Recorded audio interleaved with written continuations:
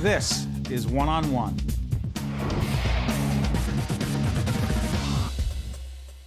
I want to introduce you to a very good friend of the One-on-One family, Karen Tucker, who's the Executive Director of the Adler Aphasia Center. Good to see you, Karen. Oh, great to be here.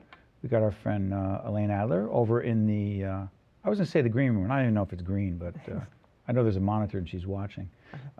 She brought us together along with Mike and the folks at the Adler Aphasia Center. We're going to just call this show, What's New at the Adler Aphasia Center. That means there's a lot going on. By the way, before we go any further, I never want to assume in the educational initiative that we're involved in that people know what aphasia is. Go. Aphasia. Don't want to assume. No, you shouldn't. Unfortunately, there are so many people that don't know what it is, so I'm happy to have the opportunity. It's a language disorder. It happens usually as a result of a stroke, and it impairs a person's ability to speak, even read and write, but most importantly does not affect intellect. It happens to folks with traumatic brain injury and our veterans coming home too. We've been partners with the Adler Aphasia Center for many years. We've done programs together and roundtables. We've met so many interesting people who have gone through there, continue to be a part of it. But there's some initiatives I want to get an update on. There's a new initiative up together with the JCC in West Orange, New Jersey, being funded by the Healthcare Foundation of New Jersey and also the Grata Fund? Correct. Talk about that. What is it and why does it matter? Okay. We're very excited about this. This is our first time reaching out into the community to set up a new program. We have, as you know, a sister program at the Hadassah College in Jerusalem, but here we are setting up a program right in West Orange in the Jewish Community Center, which we really like this idea because it's housed within the community, and our goal at the center is to reintegrate our members back into society. So here's a perfect opportunity right in West Orange, right on public transportation, right, to bring people right back into the community. They'll have access to all the services at JCC, the pool, the gym, the senior programs, their theater. It's a wonderful facility. The wonderful plays, the theater that goes on at the Adler Aphasia Center. And the idea that people with aphasia are learning theater, you know, the lyrics and singing and performing. And first of all, that's a big deal. Huge deal, no? Absolutely. It's terrific. I mean, these folks...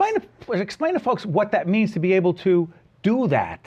Most people with aphasia, and particularly our members, and we call them members, as you know, we're sitting home isolated and alone, afraid to even go to their churches, their synagogues, to go to a family party. Because? They're embarrassed. People think they're drunk or they're stupid. They come to a place like our center, immediately relax. They're among their friends, their peers. They're among professional speech pathologists who understand them. Nobody laughs at them. Nobody makes fun. And in that environment, and that's our magic pill, as we say, they're relaxed and they start to communicate. And the more they communicate, the better they feel. The better they feel, the more they try. And now the neuroscience supports that. They see we can form new neurons and new pathways. So it's working. There's drama. There's chorus. There's arts. I tell you what, one of the most entrepreneurial initiatives up there is Something Special. Something Special, yes. I know I've bought some things out of there. Tell everyone what Something Special is. Something Special was started by one of our members, actually two of our ladies, our young women, excuse me. Who are they? Give them a shout out. Eunice Bastillo. Eunice is one of our stars because she's been with us on our sister program. Go ahead. That's right. And Rebecca Iovino. Rebecca was an architect. Eunice was in office production. And they have partnered together and have taught our members how to make jewelry. And it's become a business. Last year, am I allowed to say dollars and cents? Yes. We brought in $40,000 back into the program. It's unbelievable. We are so excited. Everybody that buys a piece of that jewelry gets a bio about the member that made it, right, which gives us an opportunity not only to showcase our members and how much they've improved, but also talks about what aphasia is, because again, awareness is so important about aphasia. The Adler Aphasia Center in many ways, and by the way, you see the website up throughout the program. Log on to the website. Find a way that you can volunteer. You can contribute dollars. That is why we're doing this. This is part of a series we're doing called Make a Difference. Well, we're doing it for a reason. Right. Look, on public television, our job is to educate the public so you can find out what's going on in the community. So you make a decision as to whether you want to be helpful or not, but you don't know what's going on unless we tell you about it. But one of the things that strikes me is that the Adler Aphasia Center was one of the first of its kind, right? I keep asking myself after all these years why there aren't more centers like it. What's the answer? The answer is, there are several answers. One is that the funding needs to be there. Like you said, we're a nonprofit. It's a tough business model to sustain. speech pathologists, who are the passionate people about aphasia, don't want to be fundraisers. They want to do the work that they were trained to do. So that's why we're excited about the JCC, because now we're going to be housed in a mission-based organization. Explain to everyone what the JCC is. I don't want to assume everyone knows. It's the Jewish Community Center, and we're happy to say I think there's over 230 across the country. So if this is successful, we're hoping in West Orange, we could take this and replicate it all over the country. What would be the model?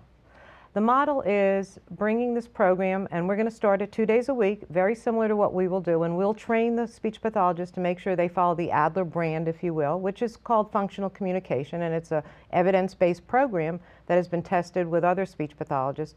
It helps members with aphasia, or people with aphasia, and their families to get on with their lives, but we're also improving their cognitive abilities, and anything that we're doing has a therapeutic aspect to it. What does that mean? Therapeutic means we're taking and changing and improving their lives, we're improving their speech, we're improving their communication. Who isn't aging in this population? We all are. And That's so right. we also have to improve our memory skills, our cognitive skills, and we're working on that as well. There's another initiative that I'm excited about, the UMDNJ Initiative, University of Medicine and Dentistry. There are medical students, 8 to 10 medical students assigned to the Adler Aphasia Center doing what? They come at least twice a month, and they sit with our members, and our members are very proud to tell them all about aphasia, because most of the doctors can tell you in a paragraph what aphasia is, but they don't know what it looks like 5 years, 10 years post-stroke. So here they're seeing real live people who are living with it and improving every single day. Unfortunately, most of them were given a very negative prognosis, and they were told after 6 months of their stroke they won't get any better. It's not true. And doctors rob people of hope. So we are educating these young doctors, and actually we're also educating nursing assistants and nurses as well, because we want the healthcare profession to give these folks hope and help, because they can improve. And as long as they're given the right stimulation under the right conditions, they will improve. You know, Karen, some might say it's a program, but in many ways, or a center, but in many ways, together with Mike and Elaine Adler, the three of you and your colleagues are involved in a movement. I would hope to think so. Obviously, without the Adlers, this wouldn't have happened. As you know, Mike had had a stroke, and he and Elaine took on this mission. And as you know, Elaine's fondest wish is to get a spokesperson out there. So we're always looking for people to take on this cause of aphasia, like autism, like so many other conditions that the community now knows about. They need to know about aphasia. There's close to 2 million people with aphasia, and yet most folks don't know what it's called. They know somebody who has it, they just don't know what it's called. One more quickie, the Lingraphia, what is it, Lingraphics or Lingraphia? Lingraphica, one of our new partners. It's an iPad app? It's an app that you can put on an iPad, and What is it's it? called Small Talk. It helps our members who have trouble communicating. You can upload conversation on an app and bring it to a Starbucks, for instance. Whatever, and say, you can pre-program it, and so you don't feel uncomfortable if you can't get the word out when you're standing at the counter. This app will say it for you. There's all kinds of ways you can use it. We're practicing and doing some research with our members now on scripting. We're very excited about that. See, the new segment is called What's New at the Adler Aphasia Center, and we don't have enough time to cover it all. Karen Tucker, the Executive Director of the Adler Aphasia Center. Karen, thank you. Thank you. Good stuff. Love to be here. It was great. We learned a lot. Hey, folks, stay with us. This is One-on-One. You never know what you're going to learn right after this. Funding for this edition of One-on-One with Steve Adubato has been provided by PSE&G, committed to improving New Jersey's economy and strengthening its communities. United Water, making the planet sustainable is the best job on Earth. And by the New Jersey Board of Public Utilities and New Jersey's Clean Energy Program.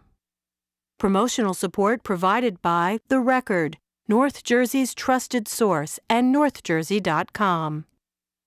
Transportation provided by Airbrook Limousine, serving the metropolitan New York, New Jersey area.